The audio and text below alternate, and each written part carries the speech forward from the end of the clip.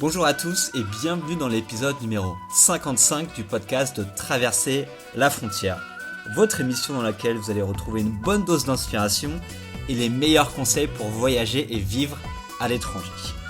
Ici Mickaël et cette semaine, je vous propose une interview exceptionnelle car notre invité est une star de la télévision. Il s'agit de Guillaume Mouton, donc on connaît beaucoup plus sous le pseudonyme Moots, qui est l'un des deux protagonistes de l'émission qui passe sur France 5, Nu et culotté. Si vous ne connaissez pas, je ne sais pas ce que je peux faire pour vous, mais en tout cas vous allez apprendre à le connaître dans cette interview. Et c'est clairement un honneur pour moi de l'interviewer, parce que je suis fan de cette émission depuis quelques années et je remercie beaucoup Guillaume d'avoir pris le temps d'avoir répondu à toutes mes questions et à vos questions aussi parce que je pose certaines de vos questions dans l'interview. Dans ces 50 minutes avec Moots, vous allez découvrir les voyages qu'il a pu faire avant Nu et culotté, notamment en Amérique. Pourquoi il s'est lancé dans ce projet fou, Nu et culotté, de cette émission de télévision où il part avec son pote Nance, tout nu et sans argent, parce que c'est un petit peu fou quand même. Il va expliquer comment il fait pour demander aux gens, parce que quand il part comme ça sans argent, il faut bien qu'il se nourrisse, qu'il se loge, qu'il trouve des vêtements, donc il va expliquer comment il fait pour demander aux gens. Il va nous expliquer quelles sont ses plus grosses galères et comment il fait pour surmonter ces galères en voyage. Il va nous expliquer, et ça c'est vraiment important, sa plus grande leçon de vie depuis qu'il a commencé à voyager, depuis qu'il fait Nu et culotté. Et vous allez voir, vers la fin de l'interview, Moots vous donne ses meilleurs conseils en fait pour que vous puissiez franchir le pas du voyage. Si c'est quelque chose que vous n'avez pas forcément fait ou qui vous fait peur, il va vous donner vraiment des bons conseils pour pouvoir aller de l'avant sur tout ça. Et vous allez de temps en temps pouvoir écouter les oiseaux qui chantent, qui donnent un ton encore plus joyeux à l'interview, vous allez voir, c'est assez drôle. Et je rappelle juste, pour tous les nouveaux qui ne connaissent pas le podcast, que vous pouvez retrouver plus de 50 interviews, donc similaires à celle-ci, sur mon blog, donc traverserlafrontière.com. Et si vous souhaitez recevoir les prochaines interviews directement, vous pouvez vous abonner sur iTunes ou sur l'application de votre choix. Comme ça, dès qu'il y a une nouvelle interview que je publie, vous la recevez directement et vous pourrez l'écouter tout de suite.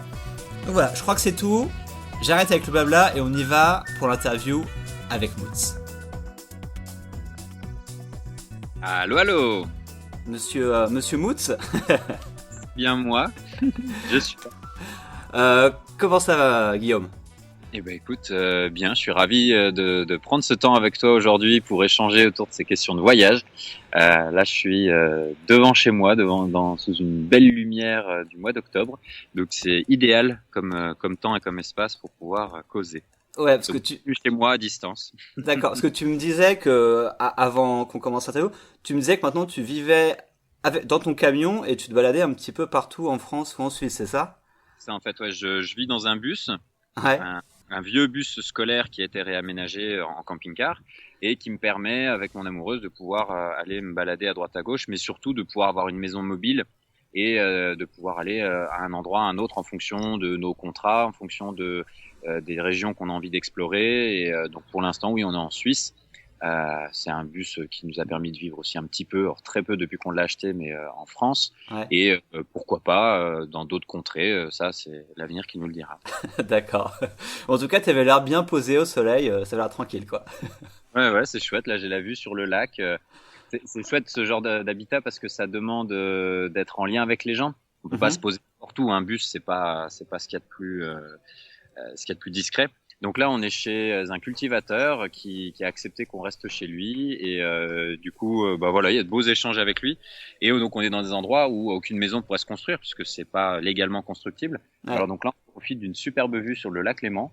Ouais, c'est assez chouette. Ouais. D'accord. J'aimerais commencer en fait par demander, quand les gens te demandent qu'est-ce que tu fais ou c'est quoi ton métier, qu'est-ce que tu leur réponds? Je dirais que sur les papiers d'administration légaux, je suis auteur-réalisateur. Okay. Mais dans mon fort intérieur, moi, j'ai plus l'impression d'être un allumeur de feu. Okay. Allumeur de feu pour moi-même, c'est-à-dire que moi, ce qui me permet d'être sur la route, ce qui me permet d'aller à la rencontre des gens, de dépasser mes jugements, de dépasser mes peurs, c'est d'avoir un feu qui continuellement brûle à l'intérieur. Donc parfois, faut le rallumer parce que avec les difficultés de la vie, c'est beaucoup les peurs qui peuvent éteindre ça. Faut parfois le rallumer. Et le fait de partager ce que je vis, parce que donc j'ai l'intention de le vivre pour moi pour plein de raisons, mais j'ai aussi l'intention de le partager parce que moi c'est parce que d'autres ont partagé leurs expériences de voyage que moi j'ai eu cette idée et cette envie qui s'est développée d'aller sur les routes. Donc le partager, c'est aussi une manière d'aller allumer le feu chez les autres, comme un certain bonhomme en 2004, je me rappelle plus de son nom, un gars du coin où je grandissais faisait une conférence sur son voyage de 1 an et demi autour du monde à vélo avec 2 copains, et ça a allumé le feu en moi, quoi. D'accord. Moi, c'est bien. T'as inventé un métier, du coup, ton métier.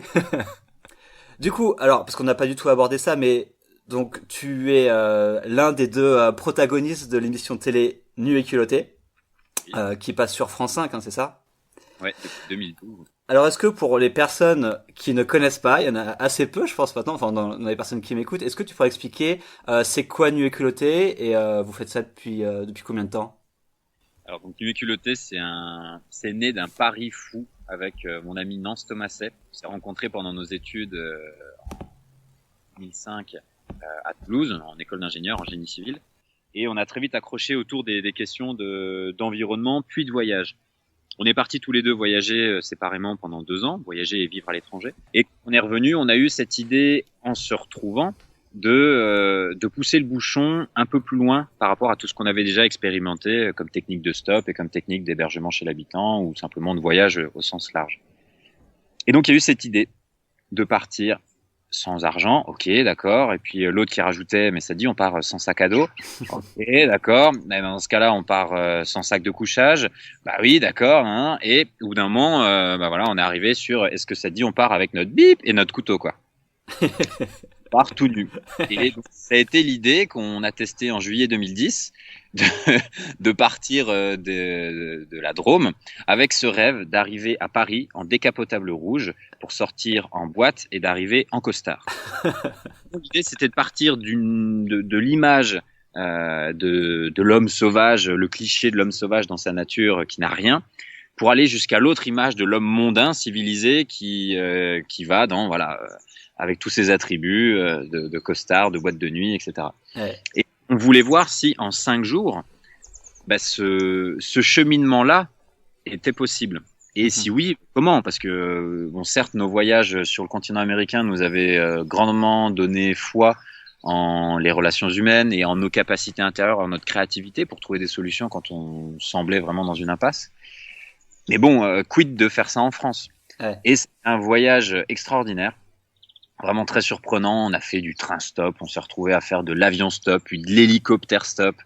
On s'est vraiment retrouvé dans des situations pas possibles. On a trouvé un costume, puis un deuxième. Enfin, c'était vraiment fou de voir combien la vie semblait magique, combien les choses semblaient tomber toutes seules, et c'était pas sans difficulté non plus, parce que on a passé des nuits sans dormir, des nuits sans trouver l'hébergement, on a sauté plusieurs repas.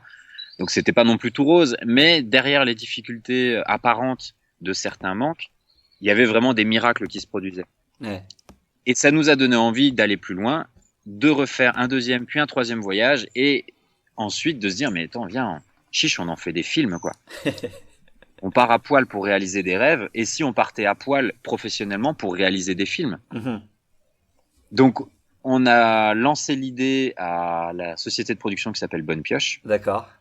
Qui a contacté France 5, et là la mayonnaise a pris, on s'est retrouvé avec les bonnes personnes au bon moment, on a eu le coup de chance d'avoir la bonne idée qui a plu, qui a été enrichie par chacune des personnes avec qui on a eu des échanges au sein de la production et de la chaîne, ouais. Et ce qui a donné en 2012 lieu à cette série documentaire Nu et culotté, donc des voyages qu'on fait un peu partout en France et en Europe, avec à chaque fois ce point de départ au point A, tout nu, sans argent, avec simplement un couteau et du matériel pour filmer, ouais. Mais sans caleçon, sans pantalon, sans rien du tout. Et en un point B, un rêve, donc qui a pu être boire le thé avec un lord en Angleterre, trouver un ours dans les Pyrénées, voir des aurores boréales en Islande, trouver une oasis dans le désert du Sahara au Maroc, ou encore faire de la montgolfière en haut des volcans d'Auvergne. Enfin bref, plein de rêves qui sont pour nous des rêves de gosse, Ouais. et qu'on essaye de réaliser avec ce qu'on trouve sur le chemin, bon an mal an, quoi. D'accord. Et du coup, t'évoquais que tu avais voyagé en fait avant Nuit et Culottée. Donc t'es pas débarqué comme ça en disant ok j'adore le voyage et je commence Nuit et Culottée, quoi. En gros, t'avais déjà avant coup des expériences de voyage. J'avais commencé à me mettre tout nu progressivement. Quand je dis à me mettre tout nu, c'est oui, à lâcher tout ce que je mettais dans mon sac à dos. Ouais. Parce que je suis parti la première fois en voyage. Enfin non, c'est même pas vrai. Quand je suis parti la première fois en voyage, c'était justement après cette fameuse conférence. Mhm. On était une bande de copains et on s'est dit allez viens, on est parti de Haute-Marne, donc dans le nord-est de la France, et on s'est dit allez, on va à vélo faire l'ascension du premier col dans les Vosges, donc à 200, 150, 200 bornes, un peu plus loin. Ouais. Et on avait tous dit aux parents ouais, c'est Thibaut qui prend la tente. Ah non, c'est Seb qui prend la tente, pour chacun rassurer nos parents. Et en fait, on est parti avec une bâche et on est parti vraiment à l'arrache comme ça, parce que on avait envie en fait de goûter à la vie sans le confort dans lequel on avait grandi, Mhm. sans le confort qui devenait un peu enfermant dans une vie dans laquelle on avait envie à 16, 17, 18 ans on a envie de la croquer, puis de l'éprouver aussi. Tiens, c'est quoi c'est quoi de dormir dehors vraiment sans rien? C'est quoi de trouver pour se nourrir à droite à gauche? Donc on était parti avec un peu d'argent, mais déjà là, il y avait un peu cette fibre de tiens, et si on partait sans tente, quoi. Ouais. Puis donc j'ai refait plusieurs autres voyages à vélo, pareil dans des conditions très simples, les plus allégées possibles, mais encore quand même avec beaucoup de matériel.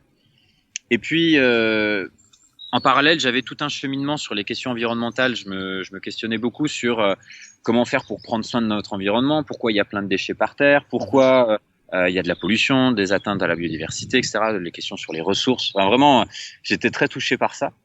Et c'est pour ça que je suis parti faire le tour du continent américain D'accord. pendant plus d'un an sur 40 000 kilomètres, où je suis allé rencontrer une centaine d'acteurs, des acteurs de changement, des personnes qui, dans des petites ONG, dans des grandes structures, dans des grandes entreprises, dans des grandes institutions étatiques, ou des particuliers, qui ont eu une idée pour se dire, tiens, là, il y a un manque d'eau, tiens, là, il y a un problème d'énergie, tiens, là, on voudrait prendre soin de notre habitat, il y a des problématiques d'alphabétisation. Qu'est-ce qu'on peut faire avec les ressources locales, avec ce qu'il y a autour de nous, répondre à ces problématiques-là? Ouais. Et ça m'a permis de rencontrer des gens qui ont développé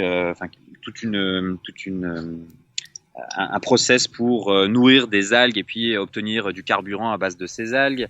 D'autres qui ont fait des maisons bioclimatiques avec des toits végétaux ou de la structure en bambou, des projets d'alphabétisation au fin fond du Pérou. Enfin bref, tout un tas de solutions qui m'ont donné, qui m'ont rassuré en fait. Ouais. Qui m'ont rassuré sur le fait que ces individus-là étaient pour moi la preuve que l'humanité au sens large, elle a énormément de créativité, elle a énormément d'idées, elle a énormément de ressources à l'intérieur d'elle-même. Quand on a l'impression dans un désert qu'il n'y a rien, on a encore notre idée, nos idées, notre tête à faire fonctionner, et puis se dire ah tiens mais et si on étendait des filets dans lesquels la brume viendrait se prendre et hop et ça perle. Et effectivement, ce genre de choses, ça fonctionne. C'est dans le Chili, ça s'appelle des atrapaniebla, brouillard. Et donc ça m'a permis de voir, mais c'est dingue. On parle de problématiques environnementales, on parle de problématiques sociales, de problématiques autour de l'emploi, de l'insécurité. J'ai l'impression que quand on regarde les journaux, il y a que des problèmes. Mm-hmm. Et aller rencontrer ces gens-là, moi, ça m'a permis de voir que, en fait, on a des ressources incommensurables à l'intérieur de nous et entre nous. Ouais. D'ailleurs, c'est un peu la conclusion à laquelle je suis arrivé, c'est que après avoir fait ce tour du continent, donc de l'ONU à New York jusqu'à des toutes petites structures au fin fond des Andes, j'ai pu m'apercevoir qu'effectivement il y a des idées, effectivement il y a de l'argent, on arrive toujours à le trouver ou à se débrouiller avec moins d'argent que prévu. Par contre, ce qui fait défaut et ce qui peut faire que certains projets n'aboutissent pas, certaines idées ne se concrétisent pas, c'est dans le lien humain. C'est la jalousie entre le porteur de projet et puis celui qui va le médiatiser, par exemple. Mm-hmm. C'est de l'appréhension entre la personne qui valide le budget et puis celle qui va acheter les matériaux.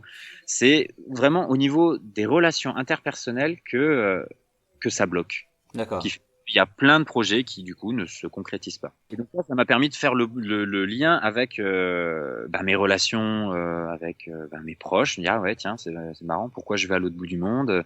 Est-ce que je suis pas en train de fuir des difficultés interpersonnelles, des choses que j'arrive pas à assumer, des choses que j'arrive pas à dire, des choses que je supporte pas. Ouais. Et progressivement, ce regard-là m'a invité à retourner dans le berceau de mes problèmes, en France, dans ma famille, et à aller juste essayer de comprendre avec amour qu'est-ce qui se passe, et à vivre cet état de voyage plus au quotidien et avec les gens qui m'entourent. Ouais, et c'est un truc qu'on retrouve du coup dans Nuit et Culotté, c'est qu'on voit que l'humain et le rapport avec les autres, en fait, c'est fondamental dans le concept de votre émission, en fait. C'est-à-dire que vous avez absolument besoin de l'aide et du soutien des autres personnes, en fait, pour pouvoir avancer. C'est ça, c'est marrant. Nuit et Culotté avec Nance, on le compare très souvent comme un laboratoire. D'accord. Un espace dans lequel on mène des expériences relationnelles, c'est presque de la sociologie incarnée, c'est-à-dire que qu'est-ce qui se passe si on arrive habillé en feuille, parce qu'au début quand on part nu, il faut bien se couvrir pour aller rencontrer les premières personnes, parce qu'on veut pas être dans l'illégalité, on veut pas choquer. Ou en algues parfois. Algues ou en branche de sapin ou en bâche, ou enfin bref ce qu'on trouve.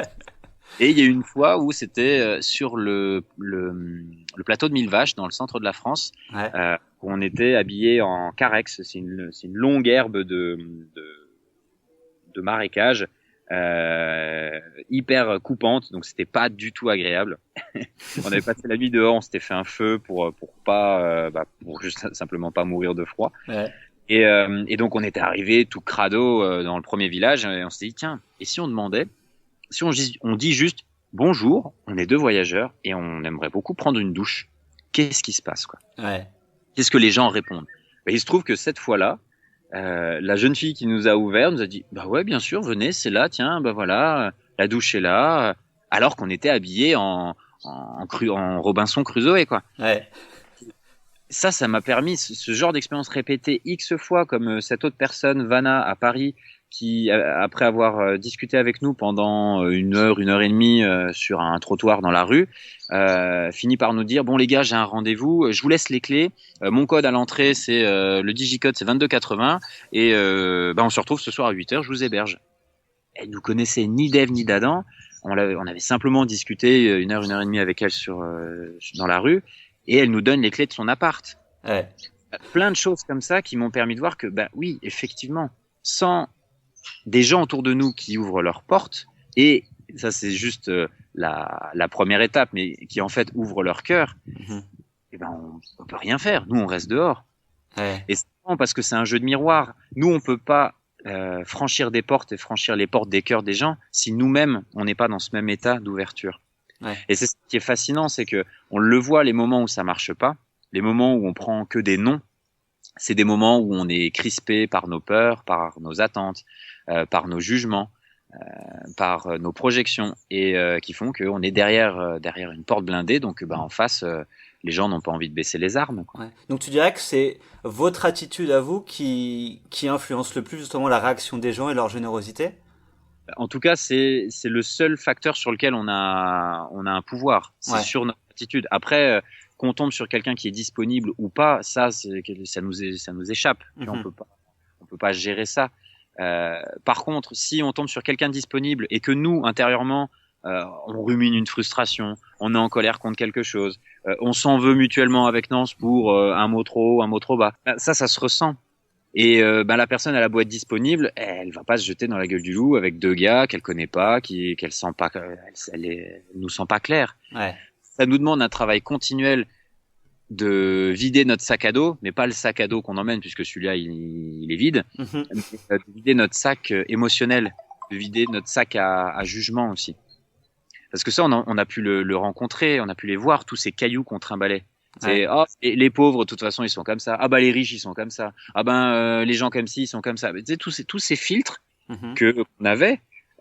Qui faisait qu'on mettait directement dans une catégorie et qu'on anticipait les comportements des gens de ce qu'on voyait d'eux ou de ce qu'on savait d'eux, de leur métier, de la couleur de leur voiture, des vêtements qu'ils portent, de leur origine ethnique. Enfin bref, on s'est aperçu mais de la quantité de filtres vraiment qu'on avait.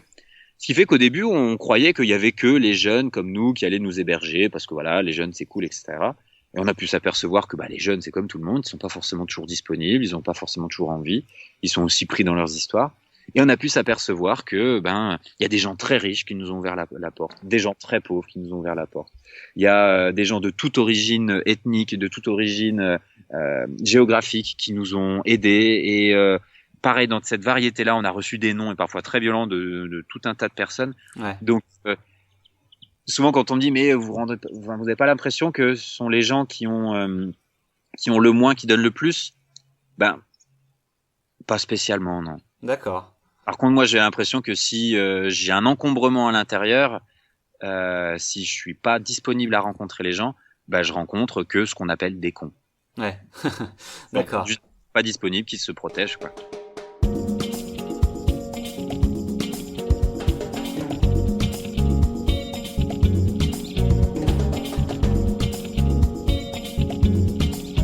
J'ai quelqu'un du coup, Florian, qui m'a demandé de te poser une question en fait. Il me demandait si c'était pas trop fatigant en fait de toujours dépendre des autres pour trouver des vêtements, pour se nourrir, pour se loger, etc. Si ça vous usait pas trop en fait. Alors, effectivement, merci Florian pour cette question. Effectivement, c'est très fatigant. Ouais. Mais je dirais pas que ce qui est fatigant, c'est de dépendre des autres, parce que ça, c'est déjà le cas. C'est juste qu'on s'en rend pas compte. Avec grâce à l'argent, on se rend plus compte combien on dépend de la personne qui a cousu le pantalon que je porte, de celle qui a transporté les chaussures que j'ai à mes pieds, de celle qui a produit, qui a soigné les aliments que je mange. On est interdépendants les uns des autres. C'est juste que sans l'argent, effectivement, on voit cette dépendance de manière criante. Et en même temps, ça permet de révéler à nos yeux ce que l'argent véhicule, c'est-à-dire notre gratitude et l'échange. Là où on n'a plus d'argent avec Nance en voyage, ou quand l'un de nous voyage seul, parce qu'on fait aussi beaucoup de chacun de notre côté des voyages sans argent seul, on voit très bien combien on peut rendre sans argent. Et c'est ça qui est intéressant dans ce laboratoire Nuit et Culotté, c'est mais si on n'a pas d'argent, on peut rien faire. Ben non, c'est pas vrai. On peut chanter une petite chanson, on peut faire un petit dessin, on peut juste regarder les gens dans les yeux et venir avec une présence sincère. On peut écouter. Ça, c'est un cas inestimable. Et on s'aperçoit combien dans notre société, il y a une misère sociale, mais hallucinante. De combien de personnes, quand bien même ces gens-là sont en couple, entourés d'amis, vraiment ont un tissu social autour d'eux, néanmoins, on le voit comme... Nous, on arrive avec les oreilles grandes ouvertes parce que c'est ça qui nous plaît dans ces voyages, c'est de rencontrer les gens, c'est d'écouter leurs histoires. Les gens, ils se livrent. Et c'est très souvent qu'on nous dit, la vache, ça, je l'ai jamais dit, mais même à ma femme ou mes enfants le savent pas. Et c'est pas qu'il y avait une volonté de le cacher, c'est juste, ça se fait pas, quoi. On n'ose pas, on a peur d'être jugé ou on se dit que ça, c'est pas à sa place de dire tout ça. Ouais. Donc, juste pour terminer, cette notion de dépendance, elle est fatigante parce que on la mesure complètement, mais en fait, elle est déjà là. Et derrière cette fatigue, ça nous permet de voir combien il y a des choses qui lâchent, comme accepter de recevoir, par exemple. Ce qui fait que ça peut être fatigant, c'est d'avoir faim, par exemple. Et on arrive chez des gens et on n'ose pas demander, ou quand ils nous proposent, bon les gars, petite dalle, non, ça va, c'est cool, merci, on va attendre 19h30. Et là, on le voit comme c'est dur et c'est ça qui est crevant. Alors que si on accepte les cadeaux de la vie, de quelqu'un qui propose spontanément un vêtement, à manger, un lit pour dormir, une accolade, si on accepte dans la mesure où c'est vraiment quelque chose dont on a besoin, mais là, ça développe une énergie mais hallucinante. Et oui, ces voyages peuvent être fatigants, mais à côté, moi, j'ai l'impression qu'ils me régénèrent complètement. D'accord.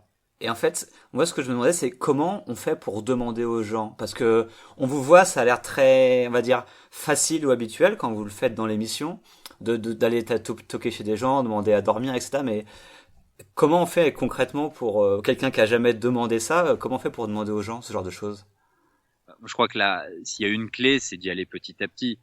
Nous, on n'a pas commencé à voyager en se disant, allez, bim, on part sans argent, tout nu, sans rien. C'est tout un cheminement. On a commencé par voyager à vélo, à pied, en canoë, avec une forme d'autonomie, tu vois, la tente, la popote, de la nourriture dans le sac, etc. Ouais. Et petit à petit, on s'est mis au stop. Et puis, qui dit stop dit à un moment trouver l'hébergement le soir.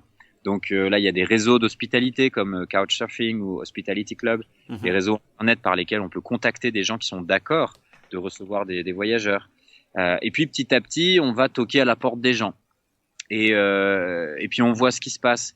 Et je crois que la deuxième clé pour nous, ça a été d'assumer nos besoins.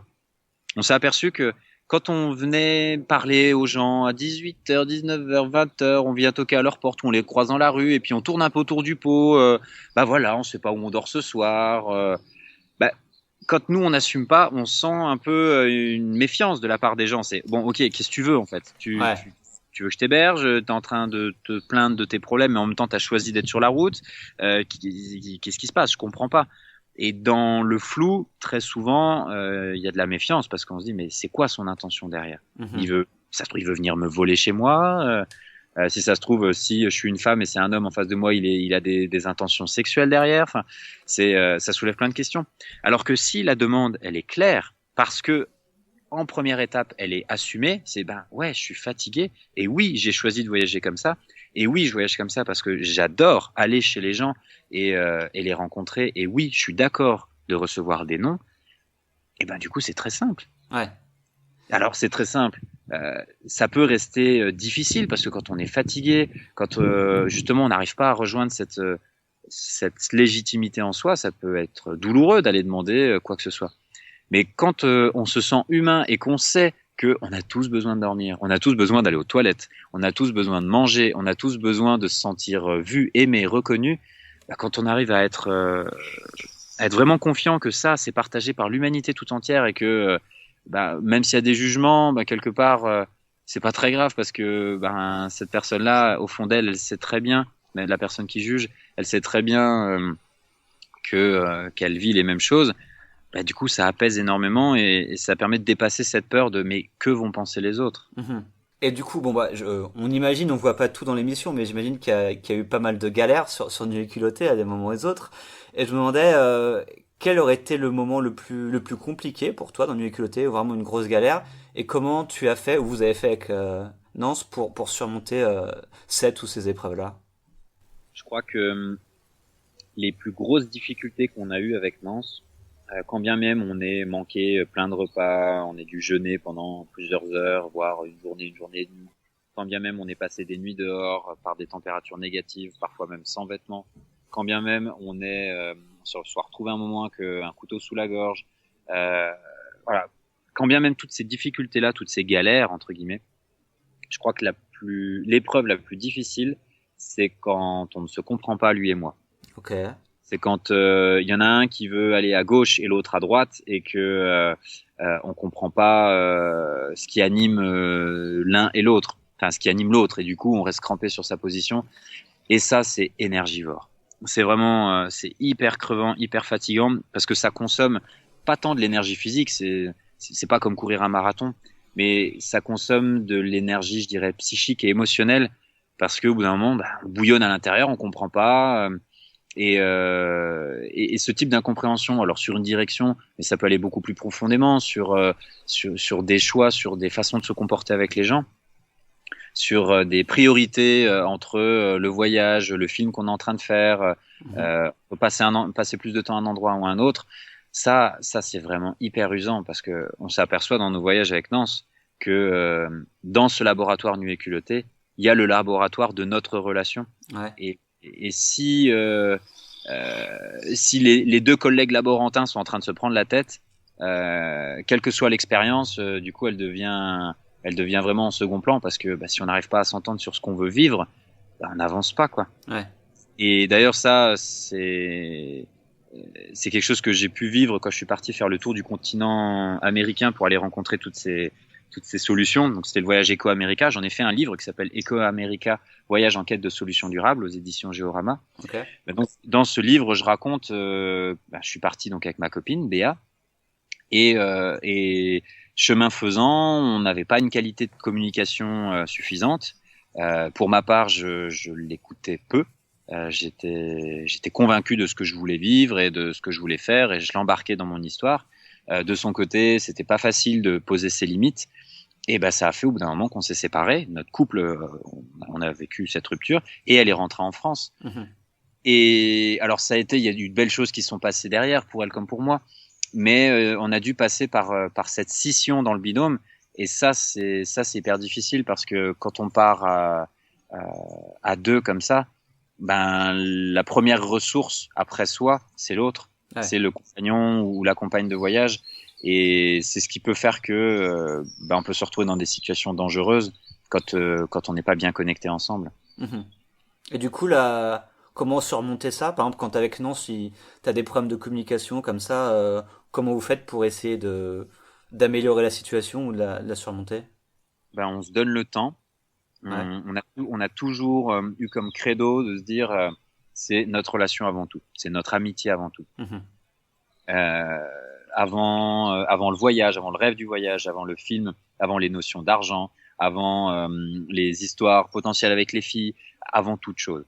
Parce que si on commence à laisser du sable s'installer dans la mécanique de notre relation, ben, au bout d'un moment, on s'aperçoit qu'on est au milieu du Sahara et que l'autre, il est 3 dunes plus loin, quoi. Ouais.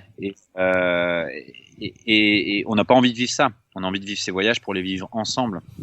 Sinon, on voyagerait chacun de notre côté. Il y a un côté où c'est beaucoup plus facile de voyager seul. Donc, on se donne énormément de temps. Et une clé qu'on a pu mettre en place entre nous aussi, déjà de par notre expérience, puis ensuite en se formant davantage à des techniques comme celle de la communication non violente qui a été créée par Marshall Rosenberg, c'est tout bête, c'est s'écouter et c'est développer l'empathie envers l'autre et essayer de le rejoindre là où il est, de comprendre ce qui l'anime et de comprendre les besoins fondamentaux derrière la stratégie, par exemple, d'aller à droite ou de mettre tel pull plutôt que tel autre, ou encore de demander l'hébergement avant de demander à manger. C'est Ouais. ok, qu'est-ce qui t'anime? T'as besoin de sécurité, t'as besoin de te sentir libre, t'as besoin d'être, de sentir de l'amour, t'as besoin de, tu vois, d'aller rechercher les besoins fondamentaux qu'on partage toutes et tous et qui sont indépendants de la manière de remplir ce besoin. J'ai un besoin de liberté, je peux le vivre en partant 5 minutes dans mon coin, je peux le vivre en méditant, je peux le vivre en faisant un dessin, je peux le vivre de X manières différentes. Mmh. Maintenant, si le choix de Nance de partir une demi-heure alors que c'est un moment crucial où il faudrait demander l'hébergement, bah, est-ce que ce besoin de liberté-là, on peut pas le vivre autrement, par exemple en faisant une demande d'hébergement en chantant, D'accord. tu vois? Ouais. Donc c'est toutes ces choses-là qui nous ont permis de réorienter l'énergie de nos besoins. On dit toujours entre nous qu'on est hyper ferme sur nos besoins. Par contre, on a envie d'être hyper créatif et flexible sur les stratégies pour remplir ces besoins. D'accord.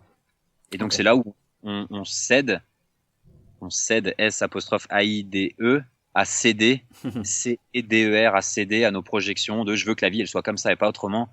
Non, ok, je veux que mes besoins soient nourris. Après, la manière dont ils seront nourris, ça, quelque part, c'est pas si important, quoi. D'accord. Et on voit au fil des saisons, enfin que Nu et culotté, c'est vraiment un truc qui a l'air c'est des expériences qui ont l'air quand même d'impacter énormément votre vie et votre façon de penser, etc.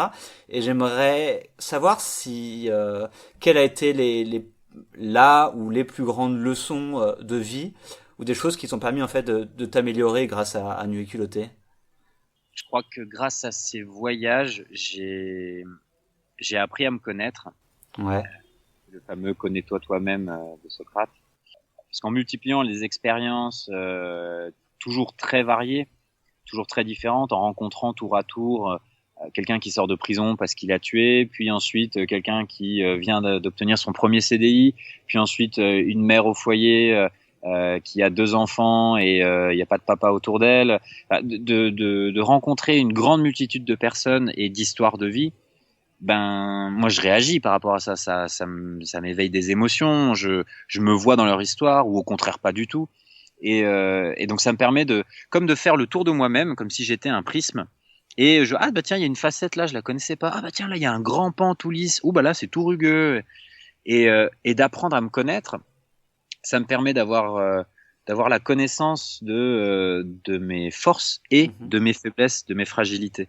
Ouais. Et ayant cette connaissance là, ça me permet de pouvoir dire oui, dire non, assez clairement et avec bienveillance aux gens que je rencontre, qui me sollicitent, que ce soit mes proches, des inconnus. Et donc, c'est un peu comme si, voilà, j'ai connaissance que j'ai une voiture. Ma voiture, c'est une 2 chevaux. Alors, elle est hyper belle, hyper romantique. Bon, par contre, sur l'autoroute, elle ressemble à rien. À côté de ça, il y a une Ferrari, pareil, très belle. Elle peut rouler très vite, mais bon, qu'est-ce qu'elle consomme comme essence, tu vois? Donc, de voir un peu, ok, c'est quoi mon véhicule? À quoi je ressemble? Bah, ça me permet de, moi, en tant que 2 chevaux, de pas m'inscrire à un concours de Ferrari sur l'autoroute. Ouais. Tu vois, c'est pas ma place. C'est pas à moi de faire ça. Je vais me mettre en danger. Je vais peut-être perdre de l'estime de moi-même. Enfin, du coup, moi, en tant que 2 chevaux, je vais peut-être aller à un rassemblement d'amoureux de la 2 chevaux. Et puis là, on va être dans le partage, on va s'amuser parce que c'est ça que j'aime. Mais par contre, ce truc-là de la compétition à haute vitesse, bon, bah, c'est pas trop mon truc. Ouais. Mais avant, je croyais que ça l'était. Mais le fait d'éprouver mon véhicule et puis d'aller rencontrer des 2 chevaux et puis des Ferrari, je fais ah ouais, en fait, je ressemble plus à une 2 chevaux qu'à une Ferrari finalement. Et pour ça, il a fallu que je rencontre à la fois des 2 chevaux et des Ferrari. Ouais. Et puis plein d'autres personnes, plein d'autres véhicules. Et ça, mais ça me fait grandir une sécurité intérieure que quasiment quelle que soit la situation, je saurais me dépatouiller. Quasiment quelle que soit la situation, je saurais sentir est-ce que ça me parle ou non. Parce que c'est comme si de connaître ce véhicule intérieur, ça me permettait de recontacter l'animal qui pilote le véhicule. Vraiment l'animal derrière l'humain, celui qui fonctionne avec l'instinct, qui fonctionne avec le flair, celui qui sent, celui qui a un 6e sens. Et ça, quand on est en voyage, quand on n'a pas de GPS, qu'on n'a pas de carte bleue et qu'on n'a pas de guide du routard pour nous orienter, eh ben, qu'est-ce qui nous reste d'autre que notre GPS intérieur, que notre animal qui sait, qui sent. Ouais. Il y a qu'à observer le gibier. Genre le gibier, il est toujours sur le qui-vive, à sentir ah là c'est bon, je peux y aller, je peux aller dans la prairie, je peux aller grignoter 2-3 trucs et puis dès que ça sent plus bon, taillos quoi. Et Ouais. moi ça me donne une immense sécurité. D'accord. Et d'avoir ce socle de sécurité, ça me permet de gagner une immense liberté. Parce que maintenant j'arrive beaucoup plus à sentir les espaces dans lesquels ok, là je peux être libre parce que je me sens en sécurité.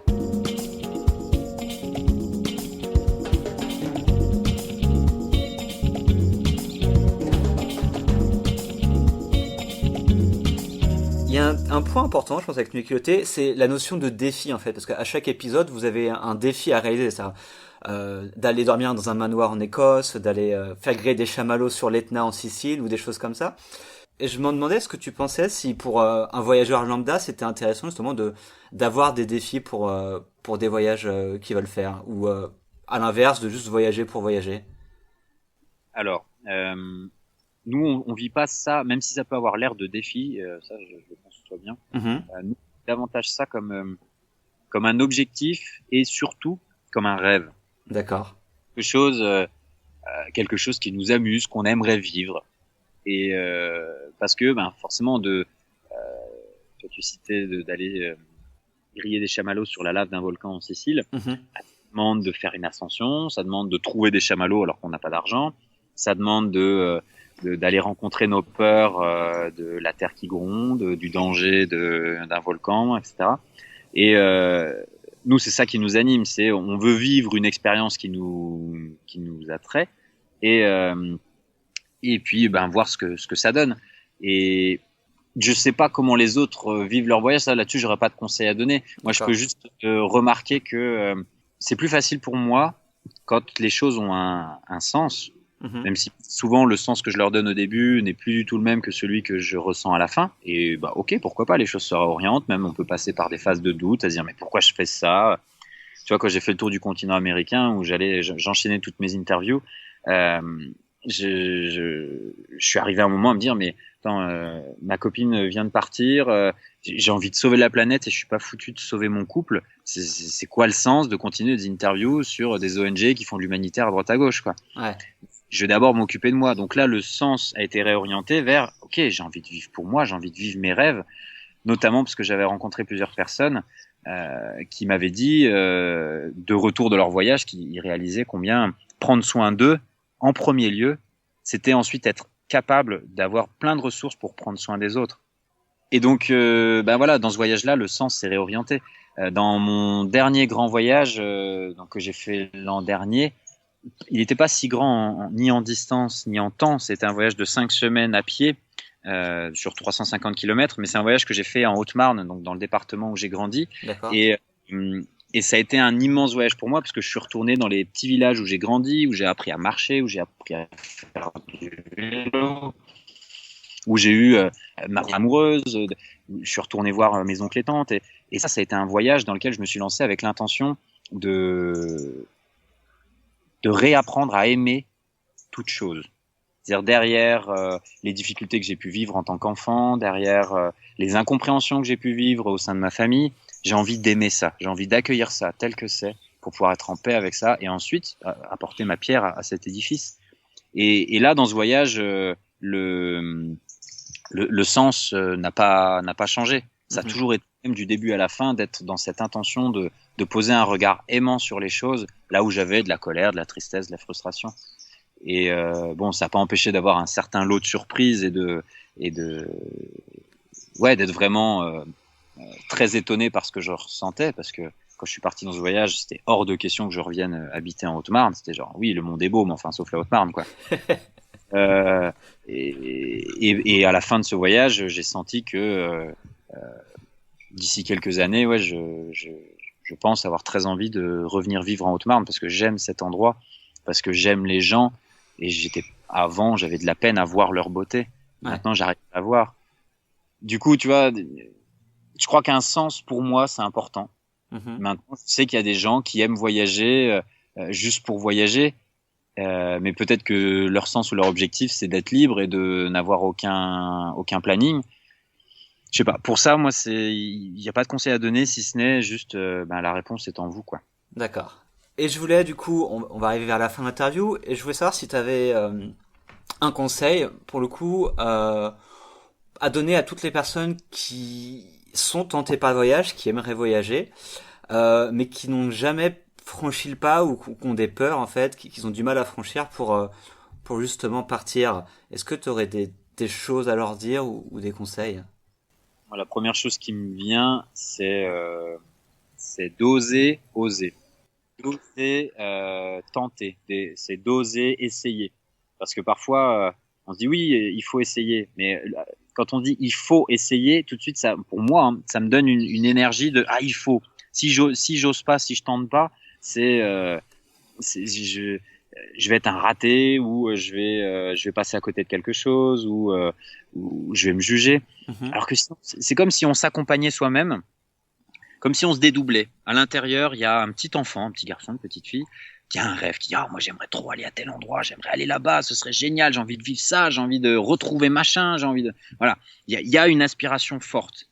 Et puis à côté de ça, il y a l'adulte qui dit oui, mais attends, tranquille, il y a les impôts à payer, si tu quittes ton boulot, t'es pas sûr d'en retrouver un, et puis que vont penser les autres, etc.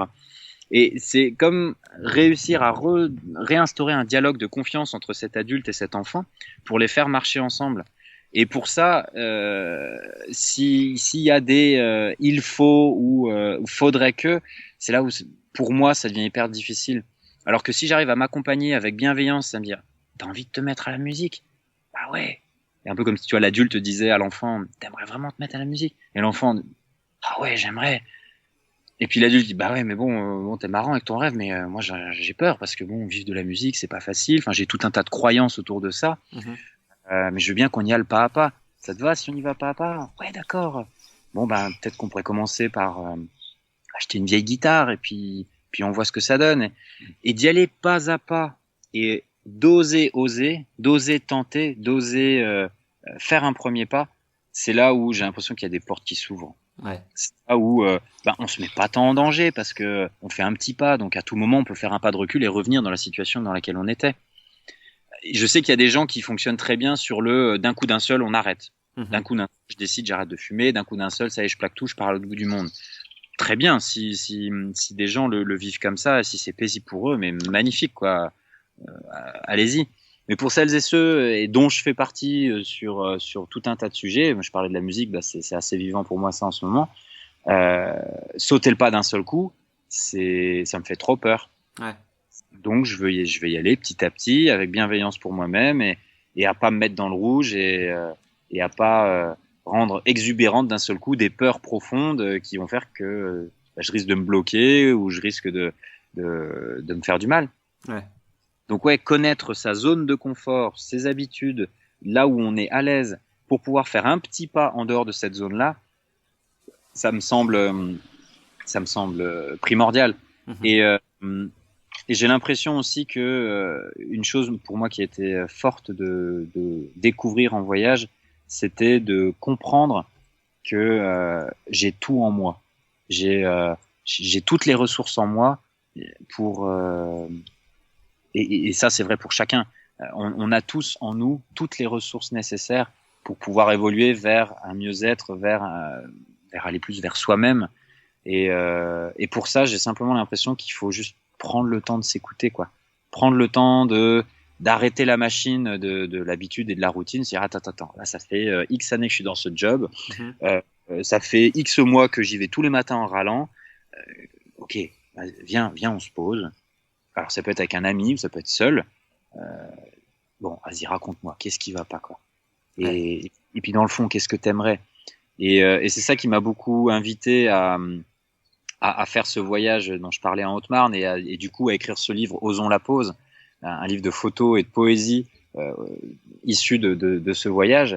C'est mais allez viens, on va faire un petit tour en nature parce que comme disait je ne sais plus quel grand philosophe, va prendre tes leçons dans la nature.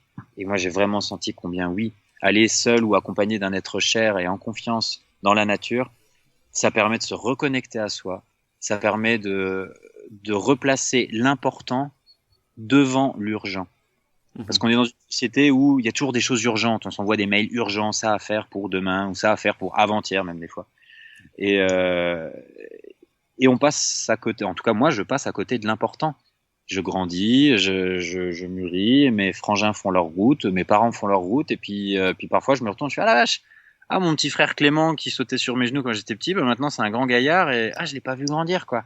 Ouais. Est-ce que j'en ai vraiment profité? Est-ce que j'ai vraiment pris du temps avec lui?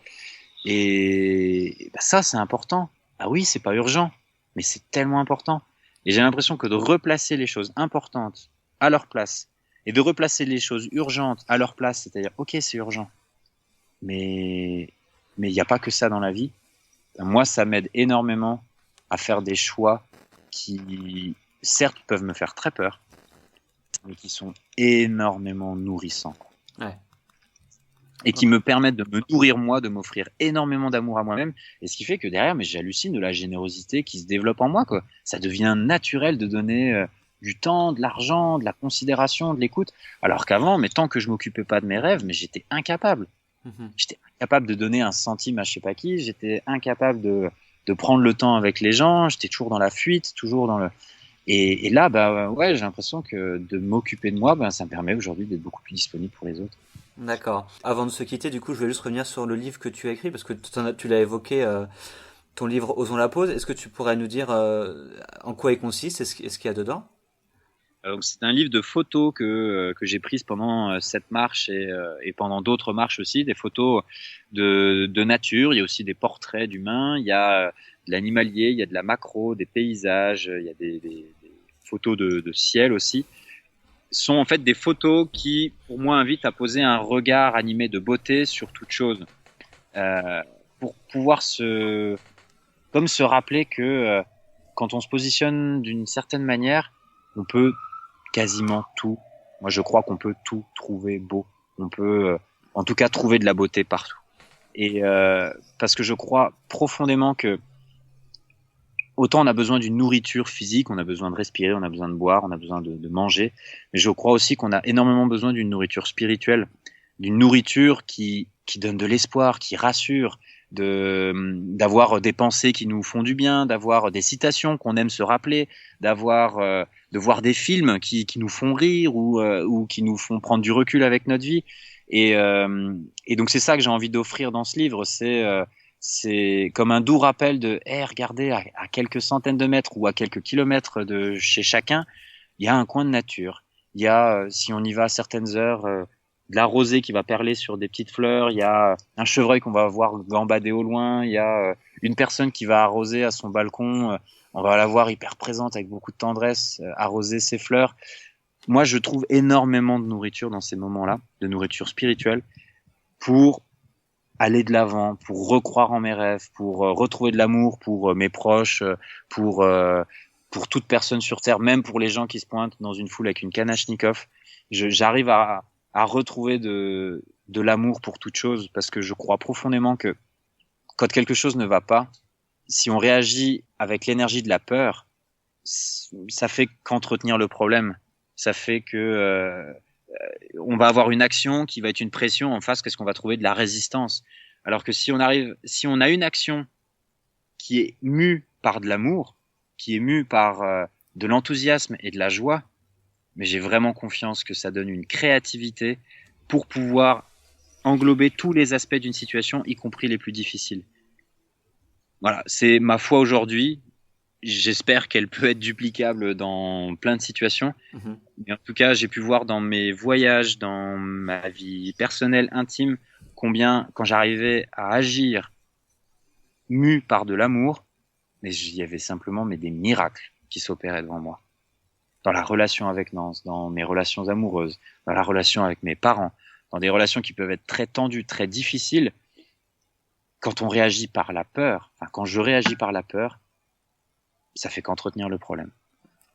Donc oui, allons dans les bois, oui, allons dans la nature, oui, osons prendre des temps tout seul, oui, osons prendre des pauses, tout simplement. Mais parfois, tu vois, un truc que je fais, c'est à chaque fois qu'il est 12h12 ou 10h10 ou 22h22, je me prends 1 minute. Ok. Non, mais tu vois, j'essaye de me dire, ok, je prends 1 minute, ou ok, tiens, ah là c'est marrant, j'ai une visseuse dans la main, ou ah bah tiens là j'ai un stylo, ah bah tiens je suis devant mon ordi, qu'est-ce qui se passe, qu'est-ce que je ressens? Et c'est fou, mais quasiment à chaque fois dans ces moments-là, paf, j'ai une idée qui vient, qui débloque un truc sur lequel je bloque depuis 2 jours, ou simplement il y a de la joie qui monte, et j'hallucine de voir combien, mais et si on prenait un peu plus le temps, quoi? Quel monde ça construirait? Et du coup, c'est une invitation à oser essayer. Et puis après, on verra, on adaptera, on changera. Ok. Bon, il est bientôt 12h12, du coup, on va essayer de raccrocher. Du coup, ce livre est disponible sur Internet ou comment les gens peuvent se le procurer?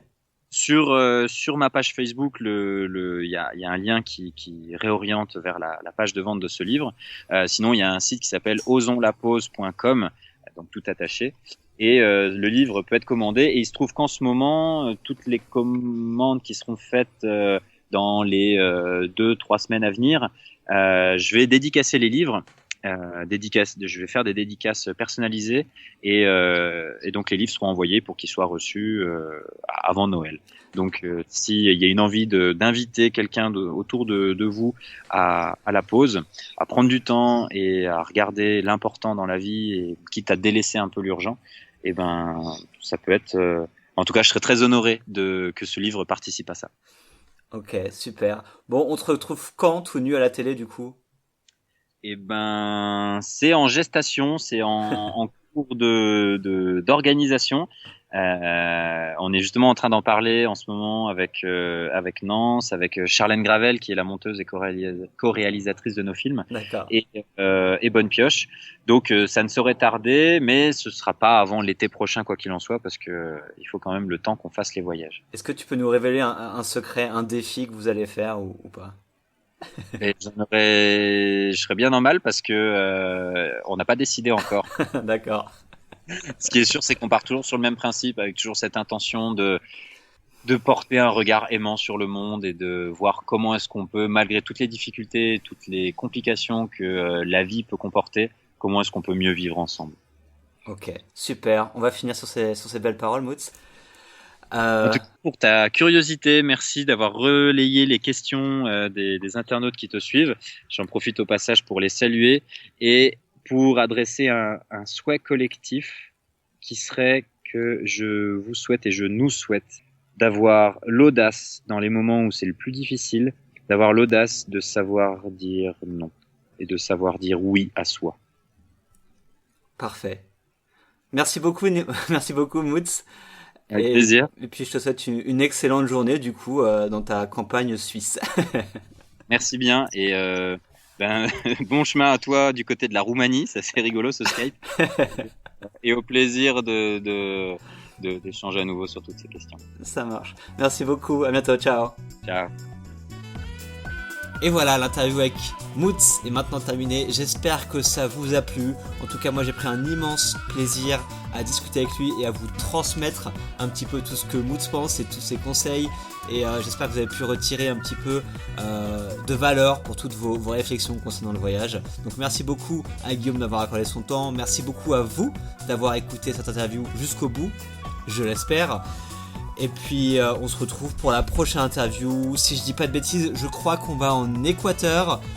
Mais bon, on verra ça dans 2 semaines pour la prochaine interview. Merci beaucoup à vous et à très bientôt. Ciao.